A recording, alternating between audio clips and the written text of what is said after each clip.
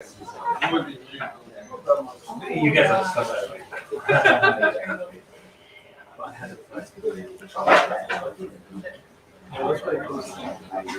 Yeah, I'm ready. Sure.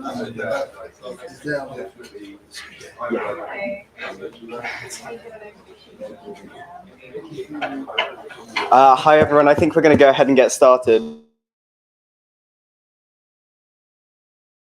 Nigeria, South Africa as a case study. We have Sonny Iroche here, who is a senior academic visitor in the African Studies Center, and he's a seasoned financial consultant with years of experience in corporate and investment banking.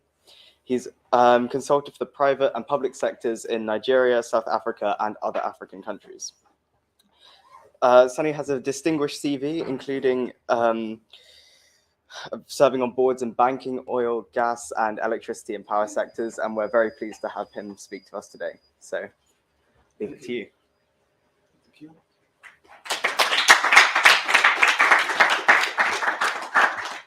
Thank you very much for your kind and eloquent introduction. When he was introducing me, I wondered who he was talking about. I was looking left, right, to know this man that has this powerful CV. Today's topic is the power challenges in Africa, using Nigeria and South Africa as a case study. I assume most of you are engineers. Today, technology, engineering, operations meets finance. Africa is the second largest continent in the world, yet houses the most stricken people.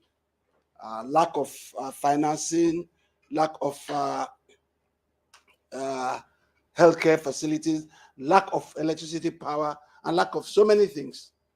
So we ask ourselves as leaders of Africa, have we done well to the continent?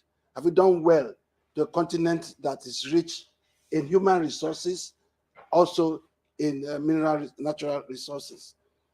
If you understand power, electricity power, let me assume some of you are not engineers. That's what we call a generator. You either generate power from hydro, wind, we call them renewables, or from thermal. There's also nuclear.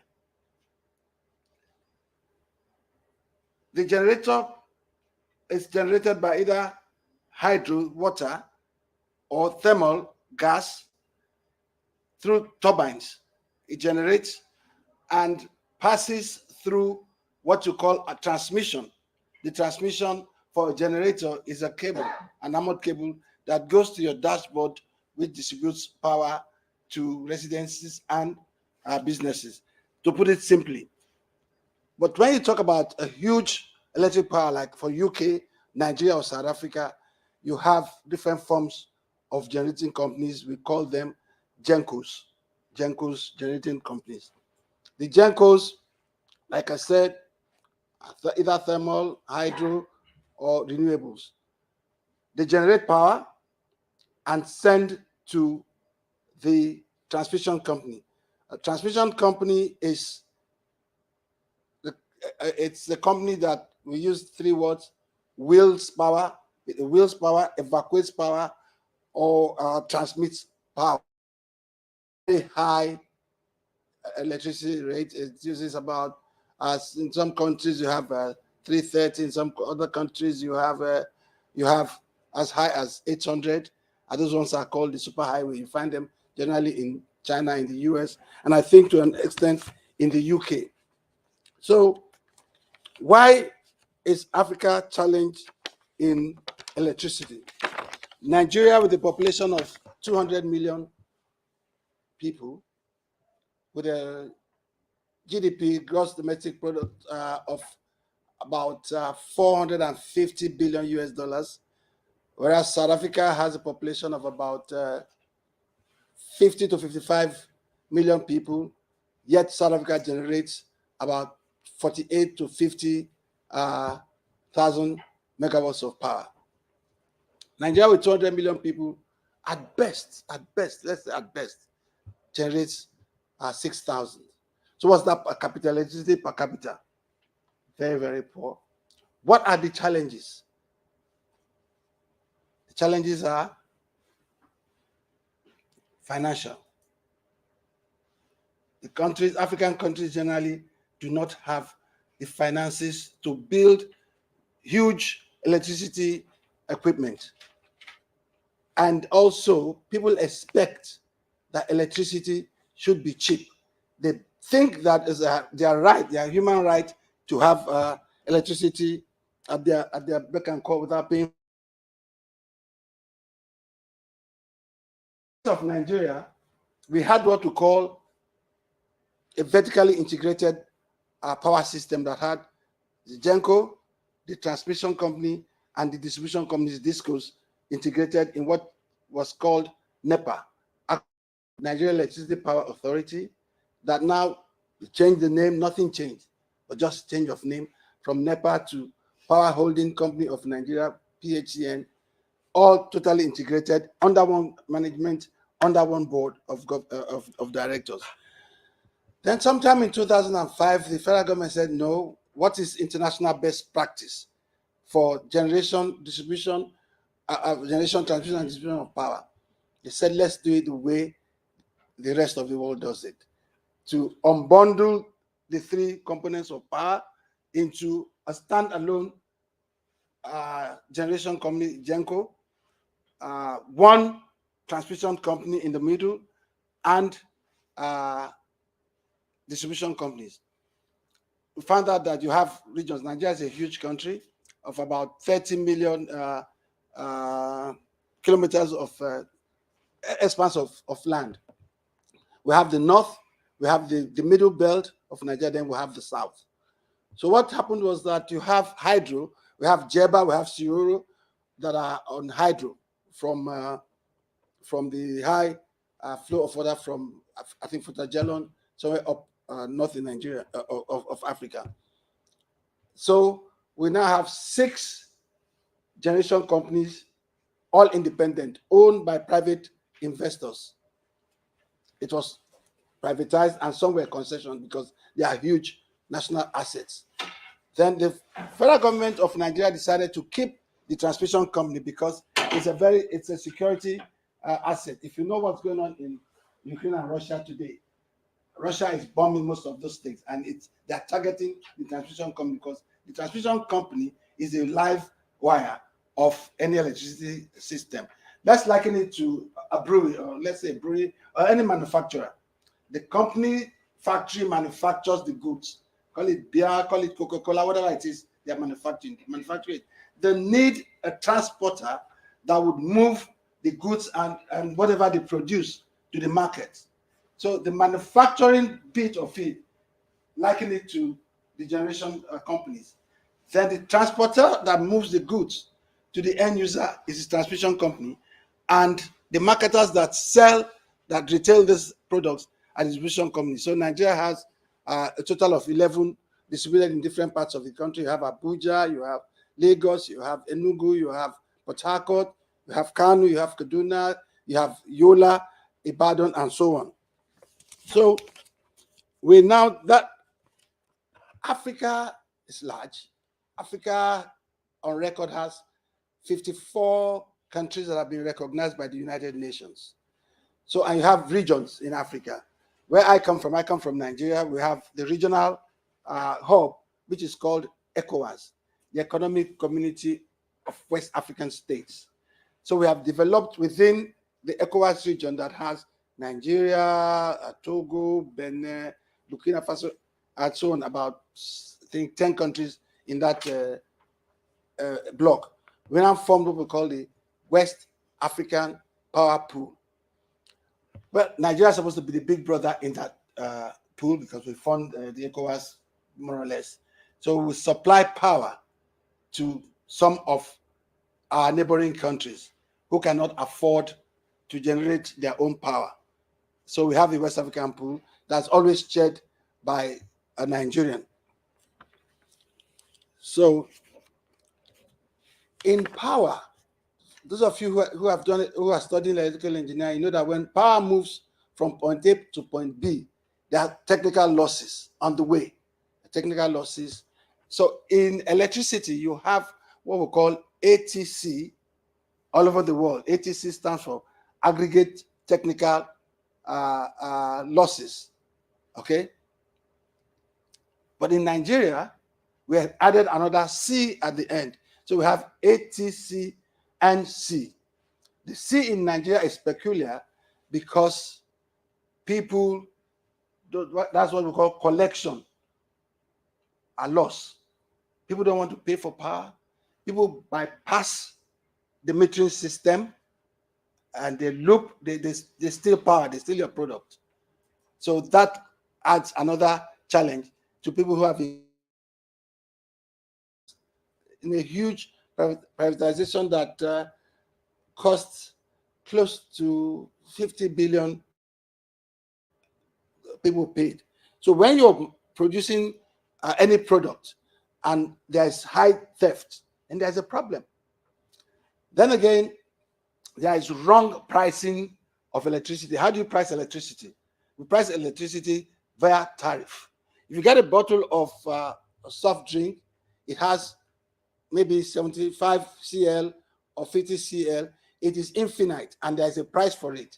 That price reflects cost of production and some elements of profit because people are in business to make money. They are not Santa Claus, they're not Father Christmas. So, but in cases in Africa, most tariffs they are not what we call cost reflective. They are not reflective of the cost. It's not cost reflective. So we now say, how can this business add up when there is no cost reflective regime in it? You're not in business to make people happy and you close down. So there must be cost reflective tariff. So I'm just giving you some of the challenges we have in the power sector. Okay, I've used some acronyms, GENCOs, DISCOs. The FGN stands for the Federal Government of Nigeria, and the GENCOs, the generating companies, DISCOs, the distribution companies. What happened was that when Federal Government of Nigeria privatized, they now kept 40% of the shares. Government is not supposed to be in the business of running a business. They're not the best business people. So some of us are saying, why don't you dilute your shares to as low as 5% and sell off the other 35% to the market? Most of these companies ought really to be fully privatized and floated in the stock market. So under ATC and C, we are saying that you should have smart metering. A smart meter cannot be bypassed. A smart meter is the way to go. That way, you reduce theft of power. Again, in a transmission company, you have three major components. You have the transmission service provider, TSP. They are the ones that build the infrastructure of the electricity transmission company, which are towers. I don't know, when you travel long distance, you see some huge steel towers that carry high tension wires. Those high tension wires have to be stepped up to be able to move fast for long distance. They transmit electricity to substations at the other end. Those who receive it, these distribution companies, they do the step down through what we call transformers. Then from the transformers, they are now passed on through their own network of either underground cables. In most developed countries, you don't even see them. But when you go to Africa and less developed countries, you see wires hanging all over your head. So they come with their own risk. So lay them either underground, it's usually more expensive, and you have to pay for it. So if you have one transmission company, what does that do in a business when you over centralize an operation? Inefficiency steps in, and if anything goes wrong, the whole country goes through what you call a system collapse. Transmission is prone to vegetation interference. There's some places in Africa where trees go tall and they interfere with once they touch it, it short circuits and it shuts down. So the disadvantage of having one national grid, the transmission is also called the grid. One national grid is you have some kind of monopolistic tendency that if anything happens, for instance, they are highly unionized. If the union of the city society decide to go on strike, the whole country is thrown into darkness. So we are recommending the way forward is to decentralize. I'm coming just a second. Is to decentralize the transmission operation of any country, have them regionalized. Please, your question. Yeah, thank you. Please, at any time you can stop me and. Sure. One of the questions I was going to have is compare this context to the UK. So I know that the generation and distribution devalued.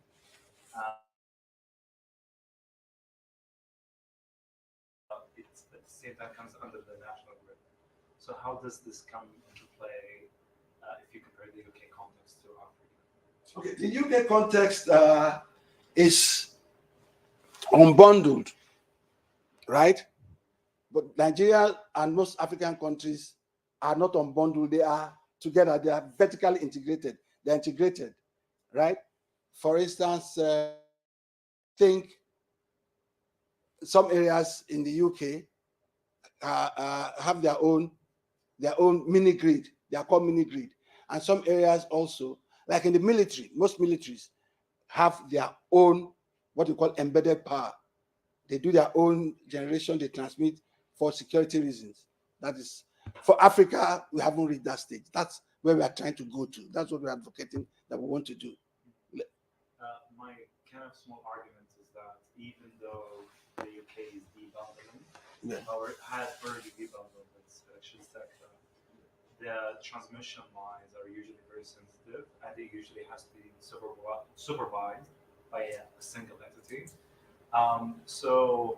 Is that taken into consideration? Because in the context of the UK, there's still like one company that oversees everything and has subsidiaries under it. Do you feel like debundling the national grid completely is an efficient way? Yes, if you unbundle a transmission company, they are unbundled into three succinct companies. You have the TSP, the Transmission Service Provider. They have their own CEO, they have their own board of directors. They build, their job is to build the grid, build the wires. Then you have the system operator, whose job is dispatch, who balances.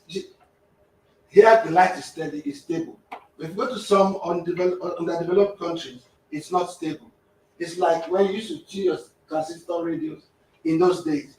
If you don't get the right frequency, you will hear a lot of noise. So same also with power. If you oversupply and there are no takers, there'll be a problem. The power frequency must be at 50 hertz, 50 all of the time. If you go above it, there's a problem. If you go beneath it, there's a problem. So what the system operator does is the dispatch, is to monitor how 24/7 they are there. They use a SCADA system to monitor the power system. They have regional observatory that monitor everything. They have a computerized SCADA system that tells them this is going wrong, this is flowing well. So if there's excess supply and there are no takers, the job of the system operator is to slow down, generator signals the gencos that, hey guys, take it easy. And if there's more demand and there's less supply, they have to ramp up and balance up. That's a company of its own. And then you have, of course, I'm a money man. You must get the money. It's called the market operator, MO. Market operator is the one who sends the invoices to the distribution companies that you've used this X amount of you from your residences and your businesses, you pay. Then the market operator now pays everybody in the value chain, backward payment. You pay the TSP, you pay the generators, you pay the gas supplier, or if it's hydro they are using, you pay for it. Everything has to be paid for. So they are quasi-independent, but they report to a larger board, but they operate differently. So they have to be separate and independent because there's usually a struggle between SO and TSP, and the GENCO. They say, look, I'm giving you power. The guy said, look, you might want to give power because you want to make the money, but I want to control the frequency of the power that my customers get. Because if you overload them, there'll be a problem. And again, electricity cannot be stored generally. If you try to, it's not cell phone, it's not a commodity that can be stored. It has to move and it has to do the work it's meant to do. So any other question? Am I clear? Are you the only electrical engineer here? Yes. Any electrical engineer? Any other ones here? So I can just, oh, okay. So I saw her shaking her head when I talked about dispatch. Okay. So a company needs capital to do its work.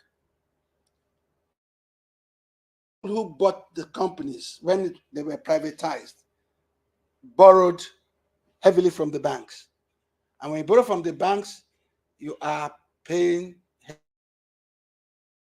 in Nigeria are double digits. You can pay as high as 21, 25% for a loan.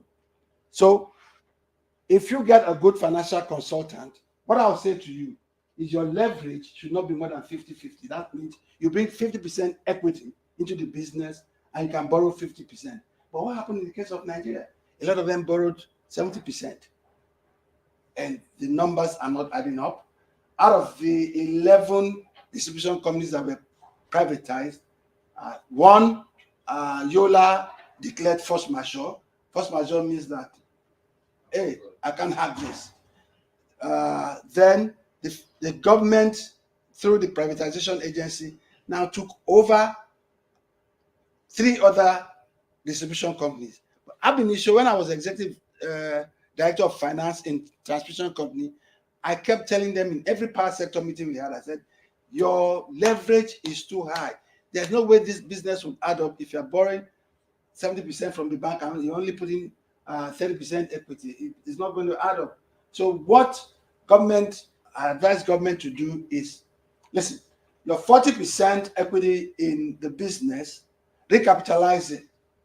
Put in more money, your 50 becomes a proportion that is higher than their own 60 or whatever. So they have to meet you somewhere to recapitalize the company. If not, you're not going to make it. And that, whatever I say about Nigeria, Nigeria is even advanced more than some other countries. If you say South Africa, Egypt is in a different world entirely.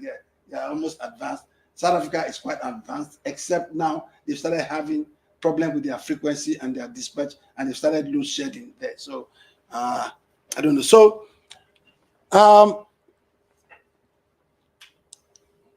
yes, please. Thank you so much. I have a This is your name and where you coming from, like Department of Geography, Department of. My name is Falash Adeola. I'm an MBA student, but also I do research in energy systems, PhD. So my question is, I mean, in my work, I've talked to folks in the Ministry of Infrastructure, and it seems like the big constraint. Ministry of Infrastructure, where? UK or Nigeria? Nigeria. Do we have a Ministry of Infrastructure? Anyway, it seems the issue that, as I'm told, as I understand it, is really with transmission. They're not able to draw all of the power supplied. And even if we were to generate to our full capacity, the transmission system can't handle this. And to your point, divesting the 40% would put capital back on generation, but still doesn't deal with transmission. And my question is, what do you propose that can be done on that end, especially with consideration for affordability on the customer end? And if you wouldn't mind sharing, what would that cost reflective number look like? Let me start from your affordability. Right now, you're Nigerian. I'm sure the family has maybe 2 generators, an inverter, and so on. So everybody knows you have alternative source of power. You buy diesel at about 800 naira, okay? There's noise pollution from your diesel. There's danger. A lot of people have been killed by generator because they have power generator. What is that cost? That cost can be what I give you from the national grid. You sleep well, there's no noise. Some rich people in Nigeria buy what they call a silent generator, but their neighbor's generator is noisy, so it defeats the purpose.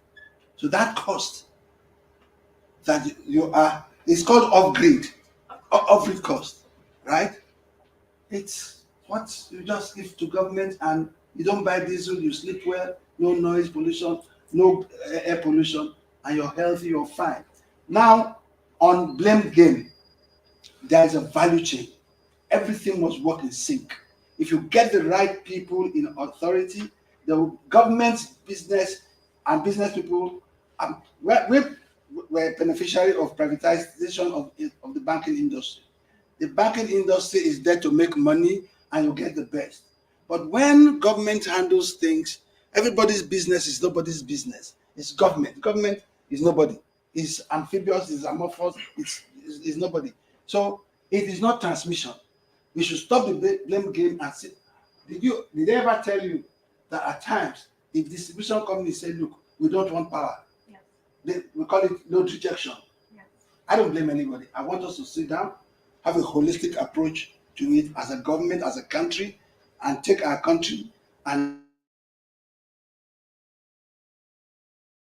power here. I went on a leadership course at the University of Chicago 4 years ago, and everybody had to make their presentations. It was an executive program, and after I spoke, the Americans were like, "What are you talking about? All we know is we just switch on the light and the light comes. Nobody knows about GENCOs, about DISCOs, about transmission company and cost of diesel and hydro. Nobody knows that. So that is where we should be talking. That is where we should be going to. Now, Africa is full of solar. I'm sorry, just about the cost reflective tariff. What would that number? Cost reflective tariff would be like your manufacturing jollof rice or fish and chips. What's the cost you put into making your fish and chips, and what is the percentage profit a business person wants to make? Rule of thumb, 20-25%. So the cost of generating power in Nigeria, I don't know. I could check and get back to you, but I don't know, because things keep changing. Cost of diesel changes. There's vandalization. Some people in some neighborhood just break down government infrastructure because they are angry that this network passes my village or my neighborhood and I don't have electricity. Where are they taking the electricity to? They damage it.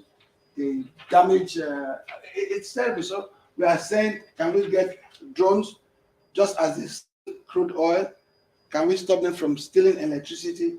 Government has to sit down, get the best people. There are no sentiments about these things. It's a business. Electricity is a big, huge business. And that business can catapult you from being an underdeveloped country to a developed country. It is power that Nigerians need. Thank you. My name is Abdullah. I'm a PhD candidate. Yeah, what? I'm a PhD candidate here in the energy and power group. So you spoke about interest rates being high. Is this due to the recent inflation? You spoke about double-digit interest rates, which is quite high, especially for businesses who are trying to profit, not just individuals. Is this due to inflation now in Nigeria, or is this like the normal? It's always been because there are lots of banks in Nigeria. That's one big business in Nigeria, right? Am I right?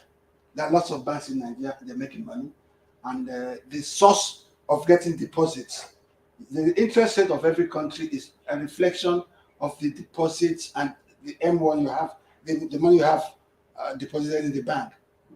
Therefore, the interest you get paid on your account in the UK is less than 1%, right?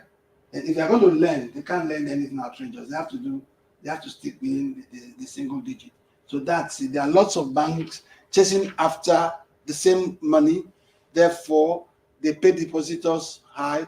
The deposit rate in Nigeria could get, I think, 9%, and the banks will now add their cost and everything, so it gets high to single digit. Don't businesses have access to the World Bank and get financing from them? World Bank is divided into like three. You have the IBRD, Industrial Bank for Development, and you have the IFC that deals with private businesses, and their terms of engagement are very stringent. So most businesses cannot meet it, and they don't deal with mom and pop kind of business. They deal with very, very high end. The IPRD they deal with government, and the IFC deals with big companies in the telecoms and manufacturing, big companies with big reputation. So they're available. National funds are available. Yes, please. I have a question on IB candidates. You mentioned a bit about the banks. The question was, is there any great part of foreign direct investment on the trade government in Nigeria? There is. There is lots of foreign direct investment. I'll tell you, Nigerians outside of Nigeria, form the bulk of the diaspora funding that comes into Nigeria. The diaspora funding at the end of 2021 totaled about 18 billion US dollars, more than Nigeria's major product, which is the crude oil. Diaspora overtook that, and there are lots of investors who come in there. So I just gave a talk on investing in Nigeria. A lot of people say, well, they read better, saying, oh, I have 1 billion in the bank. And if you bring $20,000 for registration fee, you get it. Well, you are also a thief. Why would you respond to someone who you don't know? You meet on the internet, it tells you he has $1 billion from his uncle who died. And so if you want to do business in any country, there are groups all over in every country, everywhere. You go to an investment promotion agency of government. Nigeria has an investment promotion company. You go there, they'll tell you, they do due diligence that Mr. Sonny Iroche is a crook, don't deal with him, or Mr. Sonny Iroche is a saint, these are his strengths, we know him, his business is registered, we know him. But when you start trying to cut corners yourself, that's where you get hit. So there are lots of foreign direct investments that come. If you have any flight, BA, Lufthansa, KLM, going to Nigeria, it is full of expatriates. What are they going to do there if there is no money? There is a lot of opportunity in Nigeria. And if you say you're doing business in Africa and you're not in Nigeria, then you're not in business, you're not in Africa. I say that too. You also go to your embassy and say, I am going to Nigeria. You have a commercial desk in the German embassy, in the Saudi embassy. Who do you know that manufactures rubber, that manufactures whatever? Then they'll guide you. That's it. So there is no quick fix to doing business. I think yes. My name is Bolo Joshua. I'm an MBA student as well. I don't mean to further digress from your presentation, but I want to go back to your point about the leverage that a lot of these discos use. And you're talking about how you typically go for 50-50. I feel like I disagree a little bit because in my experience, I've seen a lot of project finance where you especially expect capital 30% equity. 30-70% is like a typical, from my understanding, a typical project finance capital structure. Is the main issue with the Nigerian power sector not more to do with the fact that discos are supplying power to households, but they can't actually they're not receiving the money that they're meant to. So they put out all the electricity that they're putting out, they're not getting back the money that they expect. At the end of the day, we can talk about increasing capacity with the transmission line, the gencos, but the truth is that the power that is available right now, we are not collecting all the receivables for that power right now. So you can't increase, if you increase supply, but you have an issue where you're not receiving the money that you're expecting. No matter how much you increase your supply, you're still going to have that issue. Okay, great.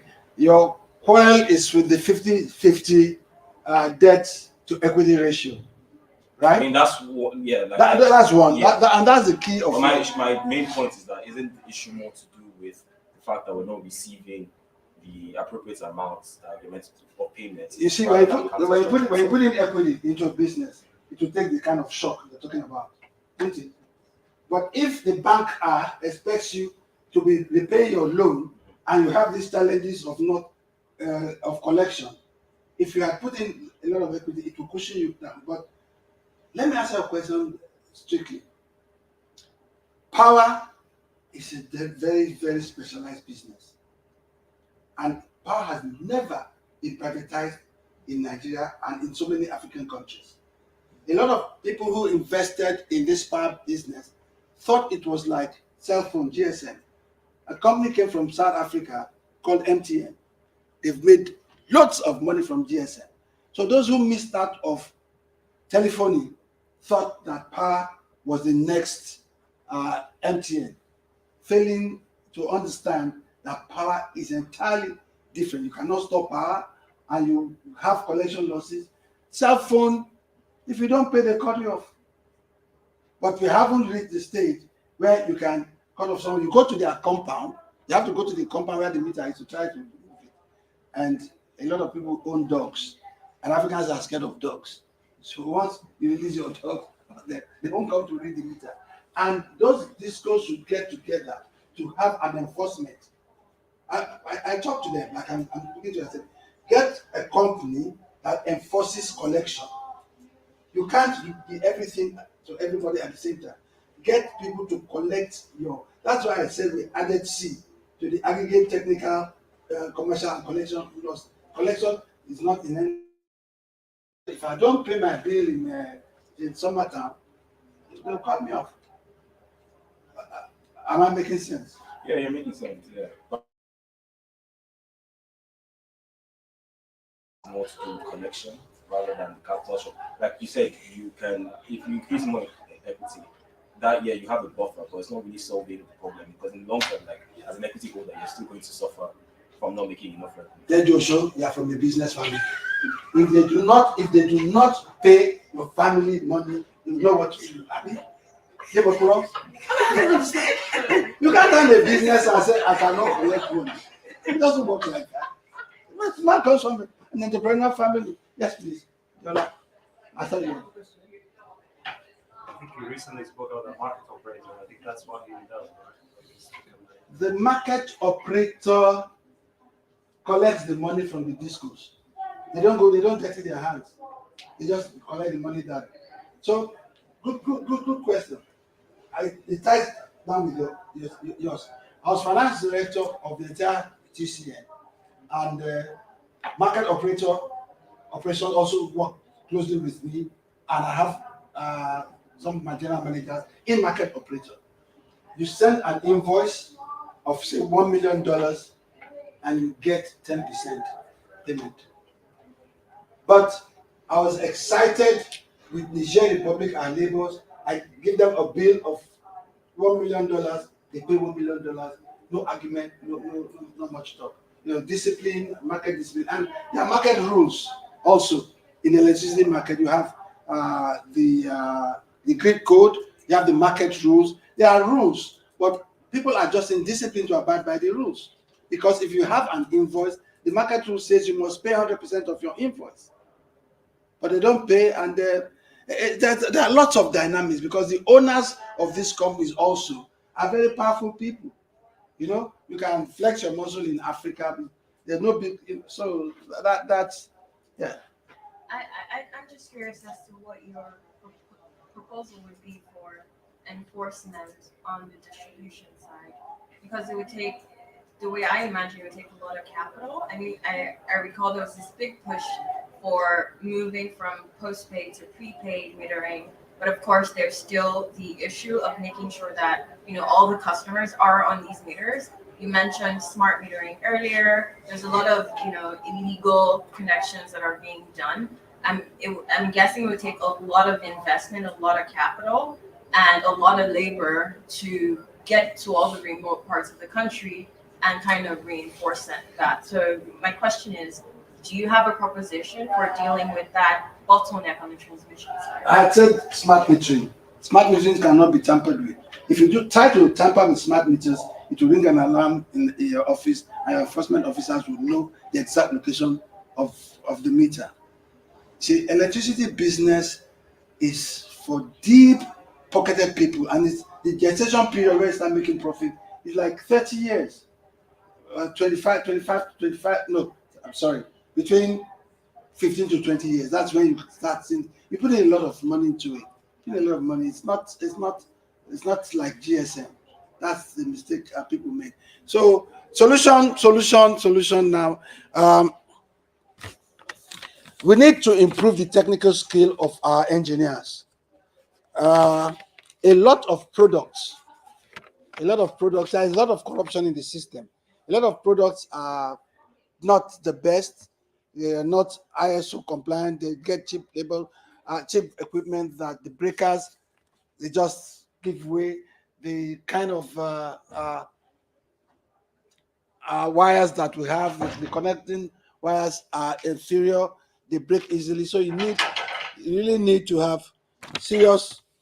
I've talked about capacity. I've talked about smart metering, tampering, recapitalization, increased surveillance of power assets with drones and monitoring. And like I mentioned, you have vegetation interference with these lines that move from cities to cities. We have tall trees in Africa.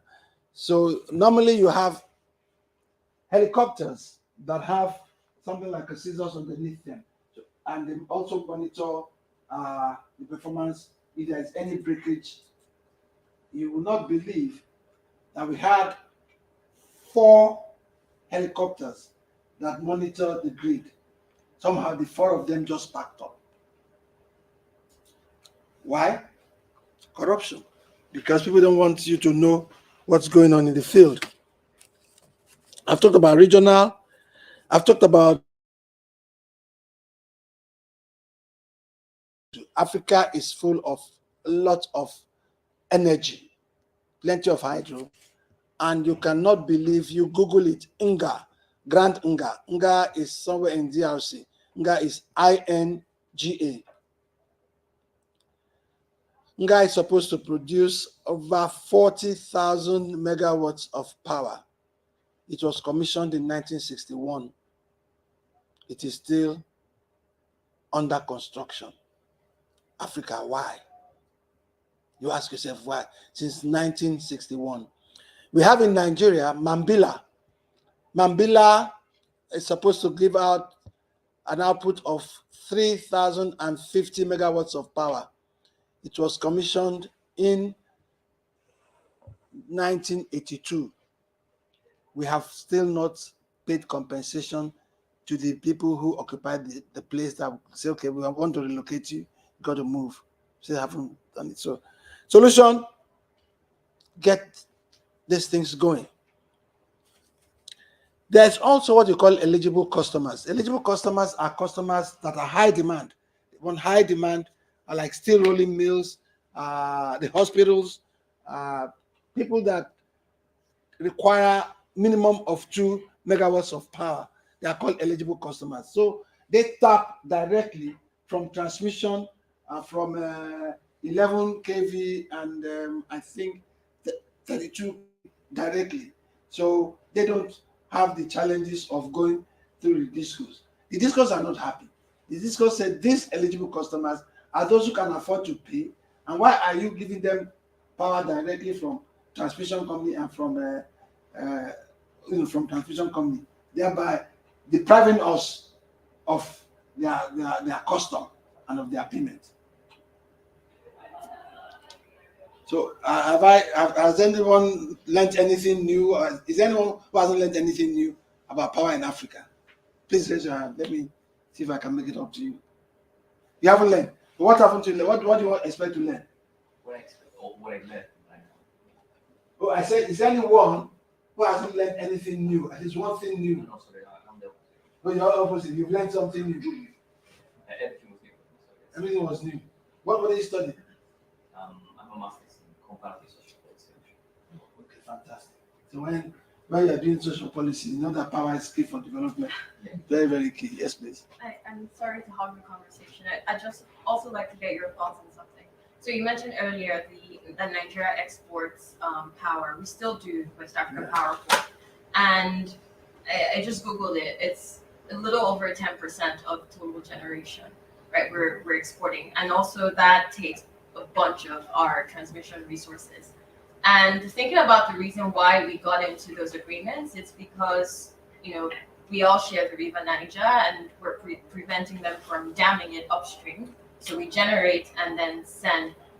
Do you have any thoughts on Nigeria staying in that trade agreement, considering that more than 90% of our generation right now comes from thermal? No, it doesn't come from thermal. The greatest generator of power is the Shiroro, Jeba, they are dams. Then Egbin also. Egbin is steam. Steam is combination of steam. What's Google telling you? Put it there. It's changed significantly in the last few years. It's significantly thermal now, pushing 90%. And this is from, IEA data from 2019. I'm a member of IEA. I attend their meetings. I taught a class this year, I- last year. I Sorry. tell- I can't argue. No. Primary energy versus secondary energy. Yeah. And stuff. I'm interested because that's No, let me answer directly. The truth of the matter is your passenger government built 10 thermal stations. Geregu, Olorunsogo, he built 10, all thermal, all not working. IEA captured it. All not working because they were built away from the source of raw material. The gas is in Niger Delta, and Niger Delta people say you cannot. Why didn't you come and build it in our place? You took it to Olorunsogo to your place. Look, you are seeing someone who has visited it, who has an MBA, who has an investment bank. I have seen it, my dear. Leave this alone. I think it's a question of installed capacity versus generation. So if you have installed capacity, you're not necessarily generating from it. So some generation is the one that you should use because it's the one that's considered. Actually, But they are both. The 10 I mentioned now, they don't get gas supply. They don't. Because when I was in TCA, we were owing Shell a lot of money, about $250 million. And Shell said, no, we're not going to pay. We're not going to no pay, no supply. And again, you're correct. Install capacity versus actual capacity. Until you leave Google, now let's talk. I'm live here. Leave Google for a moment. Egbin has 6 turbines. Right? Egbin is one of our biggest. Egbin's capacity, stock capacity is about, I can't remember now. But out of the 6 turbines they have, for a long time, only 3 were working. So 50% of capacity of Egbin. But Egbin is steam, combination of thermal and hydro. Yes, please. Hi, thanks for sharing today. I have a slightly different question. I've spent quite a bit of time in Kenya and Uganda working with an incubator. All the issues that kept coming up was this theme of corruption. We talked about quite a bit today. The money towards projects gets siphoned away for other things. You've mentioned it several times today. You talked about how $50 billion is wiped off from the grid every year because of corruption. You talked about how regulation systems are struggling because of that issue. To your mind, what are ways that Africa or Nigeria specifically can cope with that and try to eradicate that? No country can cope with corruption. It will bite you permanently. We have to reset our mind. We have to get our leadership right. As a zoologist, my first degree is in zoology. I am taught that the fish start to rot from the head. The fish starts to rot from the head. Who is the head? The head of the company. So if we can get credible people who stand for something and held accountable. In some countries, people are killed for corruption. In some countries, people commit suicide if they are found out for corruption. But in some countries in Africa, they are given more titles. The more corrupt they are, the more titles they have. But all those will change very soon. We hope. Yes. You mentioned solar potentially playing a big part in the future. How do you see that? Solar energy. Yes. How do you see that coming into play, especially with mini grids that you suggested? Okay, they can all go hand in hand. Mini grids have a role to play. Solar has a role to play. But general renewables solar really are supposed to be backup. They're not supposed to be the main source of power. It's supposed to be backup like If you go to lots of homes in Nigeria, they have solar panels on their roofs connected to inverters. They're actually supposed to be standby. But when you are out of power, at times for Mr. Tejoshua, how long the power go off in Nigeria from experience? Well, it depends on where you live. I know you live in the big area, but you have some poor cousins, don't you? No, my point was that it varies because there are some areas in Lagos where people actually can't get their own power stations nearby. So like some estates in 18 hours. But some places you are out of power for a week, days, so your backup also fails because there's a limit to what how long it can last. Yes, please. One of your solutions was the privatization of different sectors, right, within the whole power sector. To Bolava's point about money not being paid on time, even if you're privatizing different sectors, in the end, the government is still holding the transfer of money in between customers to whoever the supplier is. So how do you still ensure the money is, even if there's a privatized company that comes in and invests money, how do they get paid in that? I'm an advocate for privatization or at least commercialization of those companies, like the market operators are calling them. I'm an advocate for it. That's one of the way out. Because private sector people are more business inclined. They are more business inclined. So you think the government will let go of the control of the whole transfer of money? I guess a responsible government will eventually. Before the whole NEPA was a huge giant, but at least we've privatized 11 discos, we privatized 6 Gencos. I advise government, I keep telling them, government should not be in business. They are not the best business people. So, any other questions? Okay, the lady.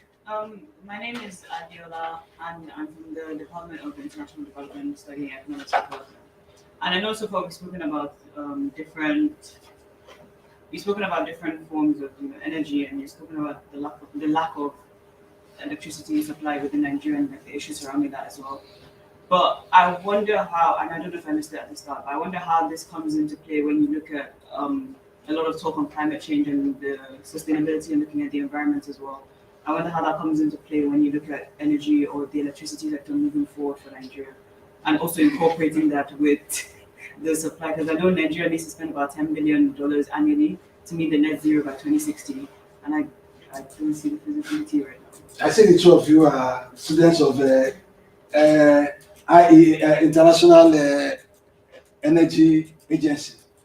That's what they talk about. And I said to them, Africa still suffering from hygiene needs. We are still a hierarchy of needs. So environment is not our issue, really. China generates all kinds of fuels and stuff like that. When you go to China, you see fuels, you see them practically. Come to Nigeria, we haven't gotten to that stage yet. The environmentalists might kill me, but I don't think we have a dog in that fight yet, not yet. You're talking about a country that has 3,000 megawatts of power, caring about the environment, and all we have in Nigeria is crude oil. How we got to use that for now? I would actually disagree. So You to disagree with answer me? your question on sustainability. So No, you can disagree with me. Let me know why. So I'm a PhD student in energy science and engineering, and my research is focused on decarbonization of large-scale energy systems, specifically in fossil fuel-dependent countries like Nigeria. Yeah, good. So, of course, yes, we have a lot of developmental issues, right? But one marginal carbon emissions anywhere impacts the entire world, and those damages are not evenly distributed. We can draw a very straight line from climate change to our security issues with Boko Haram, and so giving this conversation today, it's clear that billions are required to invest in our power system as it is for it to work. And so we actually have way more natural gas resources than we have oil. So it presents an opportunity to invest in perhaps more sustainable technologies on the side to bridge the gap. And it's something that's in the energy transition plan to the extent that they follow it. They will not follow it. Where you disagree with me, you said the climate change has affected Boko Haram. How? Oh, okay. Because the lake Chad has dried up. All of that, Okay. desertification, all of the factors. Fine. It's only in Africa that people follow cow from point A to point B. They walk from Manchester to London so that the cow will be feeding on the road. What about what do you call it? Animal husbandry. What do you call it? There's a name for it. Where you keep ranching.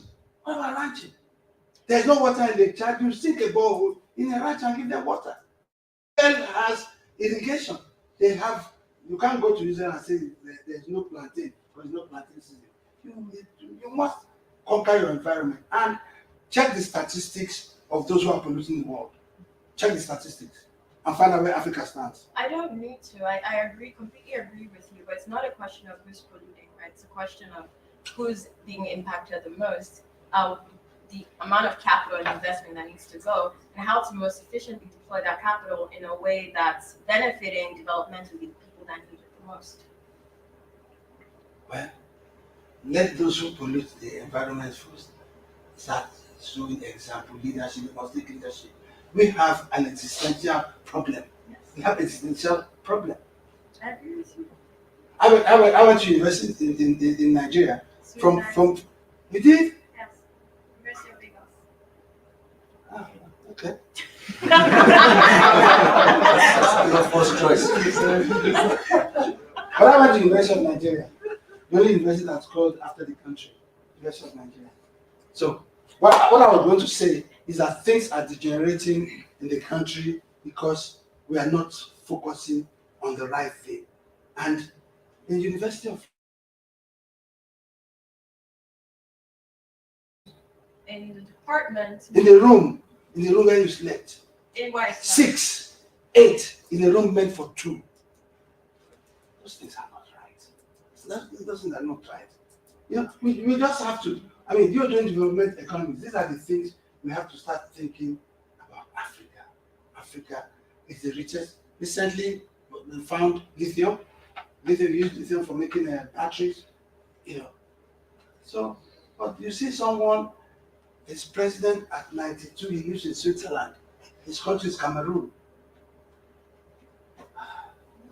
So, I have a small reflection on that, especially when it comes to environmental consciousness. yes. I think one of the things maybe she was referring to as well is the least cost approach when it comes to supply side. So, for example, one of the things that has been studied at my group is the mini grids, right? Yeah. And also using solar, which is now commercially available and affordable more than sometimes deploying centralized, especially for rural areas.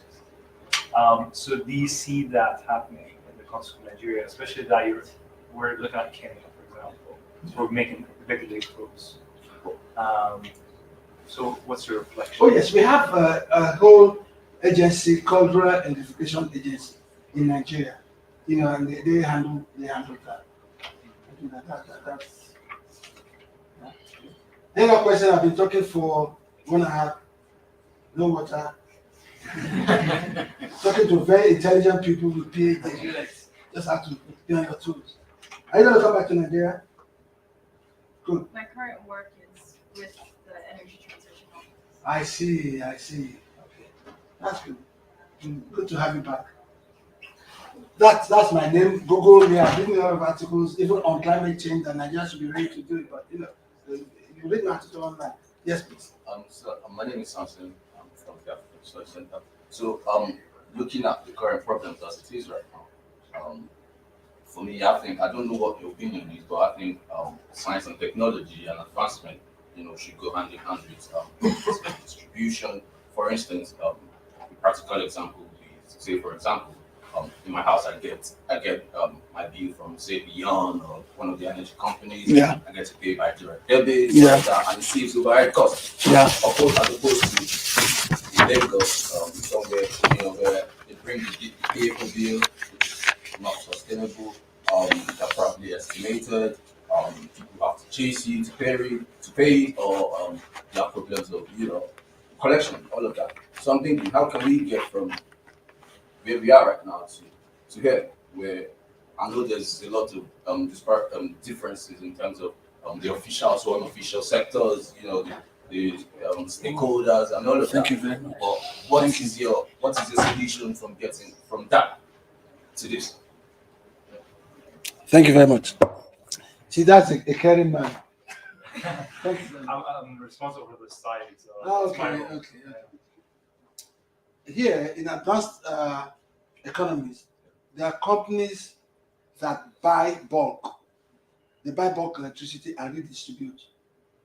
That's what you have in the UK. They buy bulk and supply neighborhoods. We don't have that yet. That's what we shall advance to. But short of that is to have smart metering system whereby you top up if your cash is finished because of just like the telephone. Either you have a contract telephone or you have what you call pay as you go and you load credit. When it's exhausted, it's exhausted. But we are still a developing country. What can catapult us to the League of Nations is good leadership in every form. And I appeal to my brothers who are studying here. By the time you have acquired, Oxford has passed through, you have passed through Oxford, please, you come back home and add to nation building. Thank you very much. Thank you very much.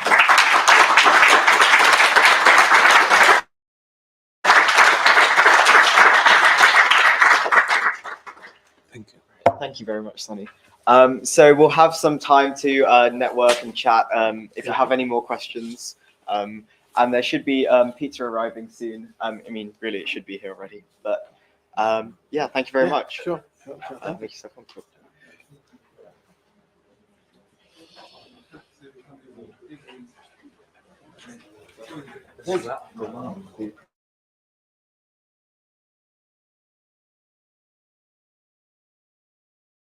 Yeah. Hey, yes. Oh, we have met.